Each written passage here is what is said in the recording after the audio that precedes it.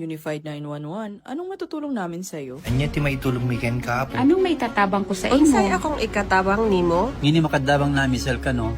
Sa anumang wika o dialekto, may tulong na darating sa iyo.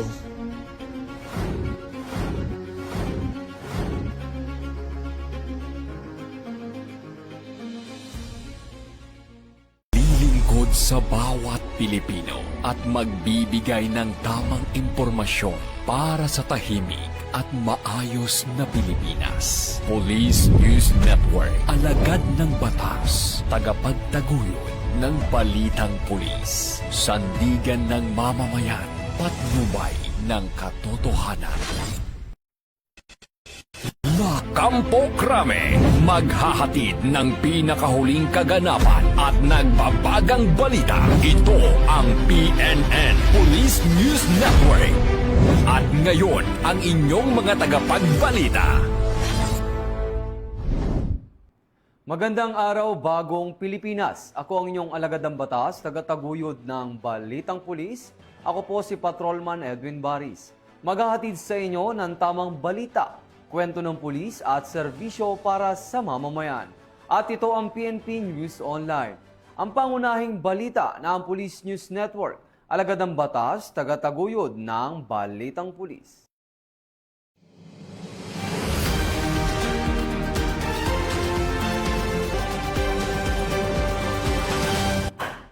Narito ang mga balitang hatid ng ating PNN correspondents mula sa iba't ibang panig ng bansa.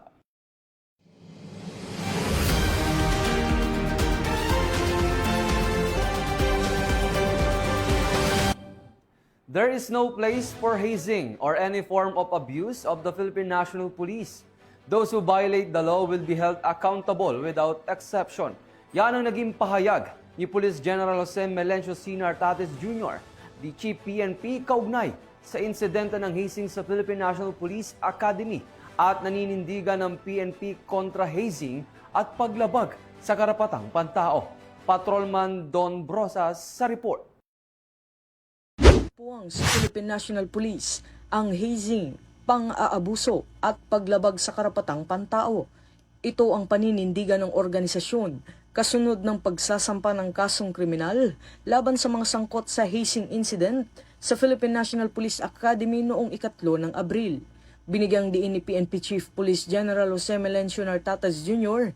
na sino mang lalabag sa batas ay papanagutin ng walang sinasanto. Aniya, malinaw itong patunay na seryoso ang PNP sa pagpapatupad ng disiplina, pananagutan at paggalang sa dignidad ng bawat isa sa loob ng hanay ng kapulisan. Kaugnay nito, isinampa ng Criminal Investigation and Detection Group o CIDG noong 20 ng Abril ang reklamo sa Office of the Provincial Prosecutor sa Imus, Cavite para sa paglabag sa Republic Act No. 11053 o ang Anti-Hazing Act of 2018. Kasabay nito, iniutos din ang patuloy na pagpapalakas ng enforcement, supervision at accountability mechanisms upang agad na matugunan ang paglabag at mapigilan ang kahalintulad na insidente. Ito ang bagong PNP para sa bagong Pilipinas, serbisyong mabilis, tapat at nararamdaman.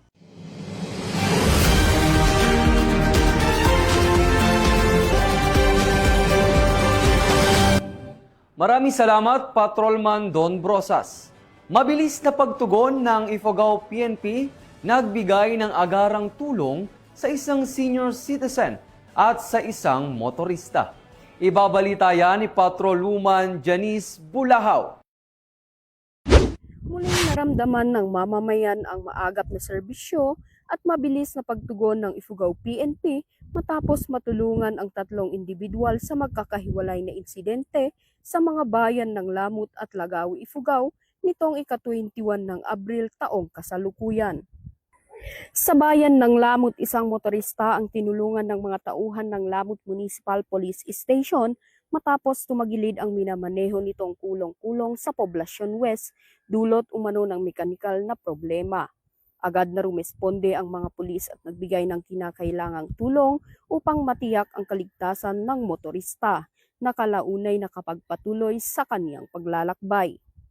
Samantala sa bayan ng Lagawe, isang senior citizen ang nabigyan ng agarang tulong medikal ng mga tauhan ng Lagawe Municipal Police Station matapos makatanggap ng ulat mula sa isang concerned individual hinggil sa isang matandang nangangailangan ng agarang atensyong medikal sa Barangay Kudog.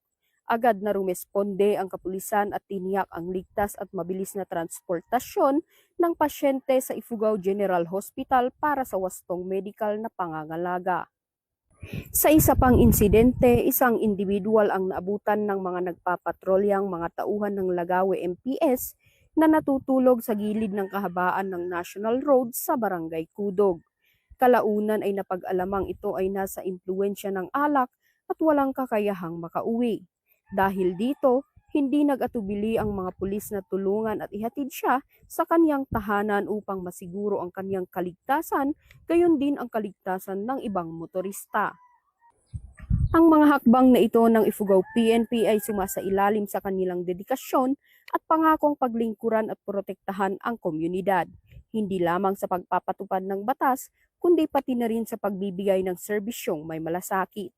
Ito ay isang malinaw na refleksyon ng adhikain ng bagong PNP para sa bagong Pilipinas. Mula dito sa Ifugao Police Provincial Office, ako ang inyong PNN Correspondent, Patrolwoman Janice Bulahaw. Alagad ng batas, tagataguyod ng Balitang Pulis. Maraming salamat, Patrolwoman Bulahaw. Misamis Occidental Police Provincial Office, nakaalerto sa seguridad dahil sa pagsisimula ng Miss Universe Preliminary Competition sa Misamis Occidental.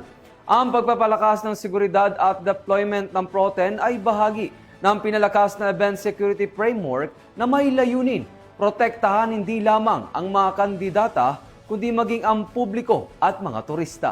Ang buong detalye ng report ay mula kay Patrolwoman Jane Rose Bohol. Ready Universe, Misamis Occidental is shining as the official host province and LGU partner of Miss Universe Philippines 2026. Pormal nang sinimulan ang preliminary competition ng Miss Universe Philippines 2026 sa partner host ng LGU ng Misamis Occidental, kung saan nakaalerto na ang mga deployment ng Police Regional Office 10, partikular na ang Misamis Occidental PPO, upang tiyakin ang seguridad ng mga kandidata at maayos na daloy ng mga aktibidad. Ka-deploy na ang mga personnel sa mga venues, hotel at pangunahing ruta habang nagpapatuloy ang mga aktibidad, tulad ng swimsuit competition at tourist events. Kasama sa seguridad ang police visibility, crowd control at intelligence monitoring. Ang deployment ay bahagi ng mas pinalakas na event security framework na layong protektahan hindi lamang ang mga kandidata, kundi pati ang publiko at mga turista. Binigyang diin din ng pulisya ang malapit na koordinasyon ng local government units, organizers, at iba pang law enforcement agencies, kabilang ang traffic management teams at emergency responders upang masigurong tuloy-tuloy at ligtas ang buong programa. Ayon sa pamunuan ng PROTEN, ang matagumpay na pagsisimula ng preliminary events ay patunay na kahandaan ng rehiyon sa pag-host ng malalaking national events, kasabay ng pagpapanatili ng mababang crime rate at stable peace and order situation sa Northern Mindanao. Sa kabuuan, nananatiling nakaalerto ang PROTEN habang nagpapatuloy ang mga aktibidad ng pageant, kasabay ng paniniguro na ang Miss Universe Philippines 2026 preliminaries sa Misamis Occidental ay magiging ligtas, maayos at world-class ang pagdaraos. Mula dito sa inyong higalang pulis, Regional Office 10 Public Information Office, ako ang inyong PNN Correspondent, Patrolwoman Jane Rose Bohol, alagad ng batas, tagataguyod ng Balitang Pulis. Maraming salamat, Patrolwoman Bohol. Arestado ang isang 42 anyos na lalaki matapos magpaputok ng baril. Sospek agad na aresto ng Philippine National Police sa Oroqueta City, Misamis Occidental. Baril at bala nasabat. Police Corporal Rivel Geldayo sa detalye. Napalag ang isang lalaki matapos sumanong magpaputok ng baril sa Purok 3, Barangay Villaflor, Orqueta City, tanghali ng Abril 19, 2026. Kinilala lamang sa alias na Bebel, 42 anyos, isang caretaker ang suspect na umano'y nasa impluwensya ng alak nang mangyari ang insidente. Upon responding by our troops, na recover po natin ang ginamit na baril, no? So itong isang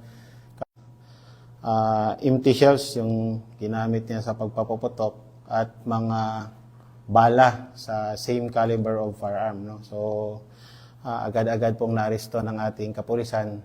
Na-recover sa suspect ang isang 45 caliber pistol, mga magasin, bala at mga basyo ng bala na isinailalim sa inventaryo sa presensya ng mga opisyal ng barangay. Ayon sa investigasyon, mayroon ring nakabinbin na kaso ng attempted murder ang suspect sa bayan ng Aluran, Misamis Occidental. Meron siyang previous case na attempted murder, may binaril siya sa Aluran at nakuhanan din siya ng caliber 45. Kasalukuyang nasa kustodiya ng Oroqueta CPS ang suspect para sa kaukulang disposisyon at pagsasampa ng kaso sa ilalim ng Republic Act 11926. Nanawagan naman ang hepe ng Oroqueta CPS sa mga individual na may mga hindi lisensyadong baril na isurrender ang mga ito sa pulisya.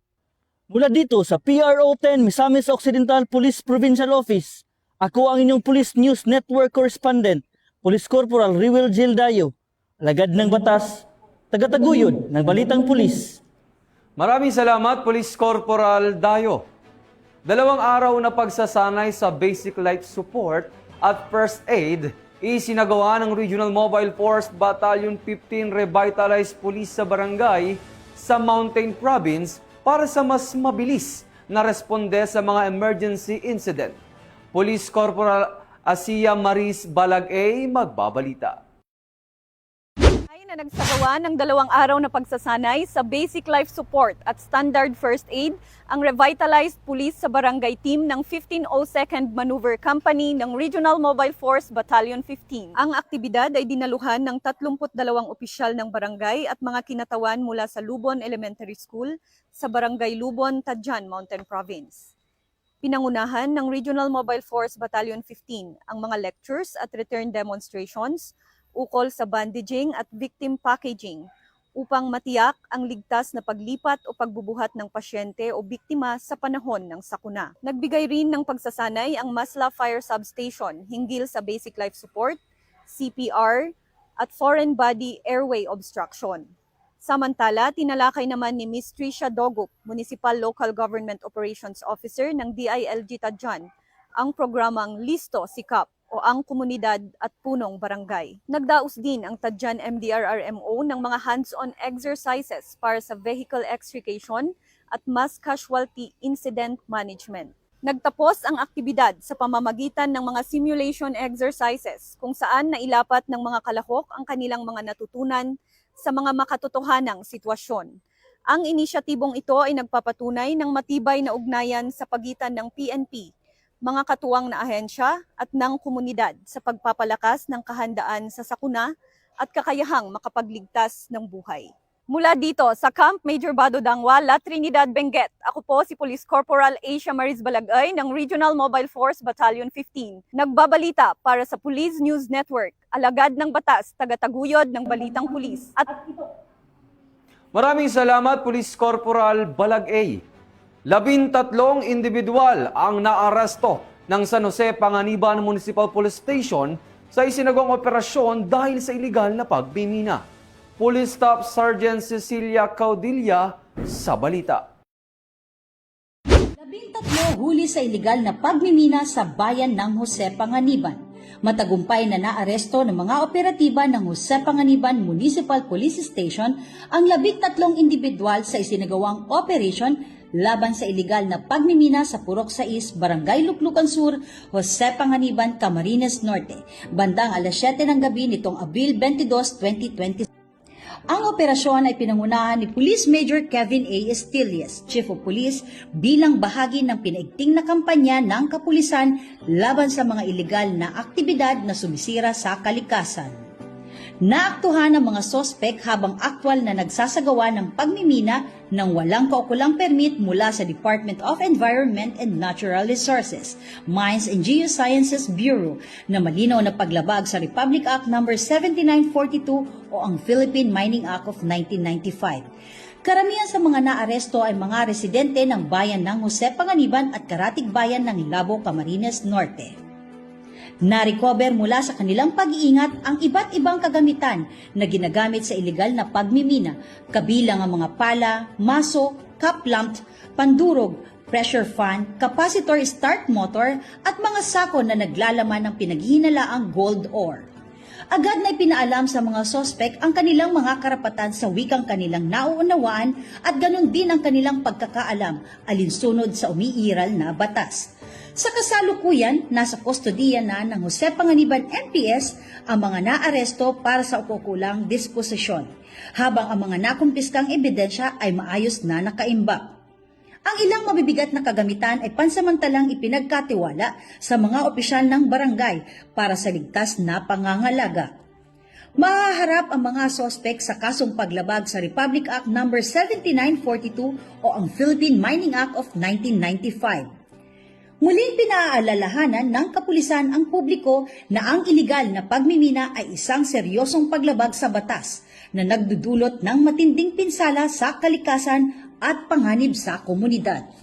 Patuloy ang panawagan sa mamamayan na makipagtulungan sa mga autoridad upang tuluyang masugpo ang ganitong uri ng iligal na aktibidad. Mula sa Camarines Norte Police Provincial Office, ako po si Police Staff Sergeant Cecilia Caudilla, nag-uulat para sa Police News Network. At ito ang bagong PNP para sa bagong Pilipinas. Serbisyong mabilis, tapat at nararamdaman. At yan ang mga balitang nakalap ng ating mga PNN correspondents mula Luzon, Visayas at Mindanao. At mga ka-PNN, ngayong araw, magtatagisa ng husay at talento ang ating mga kapulisan sa Singing Cups of the Philippines for a Cause Season 2 na gaganapin sa Multipurpose Center sa Campo Crame, kung saan ipapamalas ng mga kalahok na pulis hindi lamang sa kanilang galing sa pagpapatupad ng batas, kundi pati na rin sa larangan ng musika. Lahat para sa isang layunin. Mapapanood ito ng live sa nasabing programa sa Facebook page ng PKG Tagapag-Ugnay, kaya siguraduhin nakatutok at suportahan ang ating mga Singing Cups. Para sa mas malawak at mabilis na ulat ng mga balita, huwag kalimutang mag-like, follow and share sa aming official social media accounts ng Police News Network. Tutok lang sa aming YouTube channel para sa mga live stream at replays. At i-follow kami sa X account para sa mga real-time updates at Facebook account ng Police News Network. Manatiling mapagmatyag at laging alamin ang totoo. Sa ngalan ng pamunuan ng Philippine National Police, sa paunguna ni Chief PNP Police General Jose Melencio C. Nartates Jr. at sa pamumuno ni President Ferdinand Bongbong Marcos Jr., kami ay maglilingkod sa bawat Pilipino at magbibigay ng tama at balanseng balita. Mula rito sa tanggapan ng tagapag-ugnay ng Pambansang Pulisya, kami ang inyong alagadang batas, tagataguyod ng Balitang Pulis. Ako ang inyong tagapag-ugnay, Patrolman Edwin Baris. Maghahatid ng tamang balita, kwento ng pulis at serbisyo para sa mamamayan. At ito ang PNP News Online. Ito ang bagong PNP para sa bagong Pilipinas. Serbisyong mabilis, tapat at nararamdaman.